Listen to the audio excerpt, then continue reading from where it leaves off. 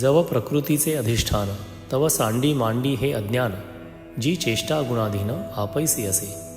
जोपर्यंत मायेचे अधिष्ठान आहे तोपर्यंत मी कर्म करीन किंवा टाकीन हे म्हणणे मूर्खपणाचे आहे.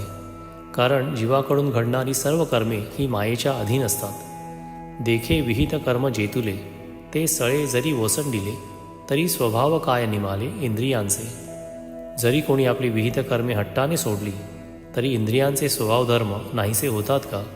सांगे श्रवणी ऐकावे ठेले, की नेत्रीचे तेज गेले. हे नासारंध्र बुजाले परिमळू नेघे. कर्मत्याग केला म्हणून कानांचे ऐकणे बंद झाले, का डोळ्यांची दृष्टी गेली, किंवा नाकाने वास घेणे बंद झाले. हे न ठकेची जरी काही, तरी सांडिले ते काही. म्हणून कर्मत्यागू नाही प्रकृती म्हणता. हे इंद्रियांचे व्यापार बंद होत नाहीत तर मग सोडले ते काय. म्हणून प्रकृतीच्या अधीन असणाऱ्या जीवाला कर्माचा त्याग करता येत नाही.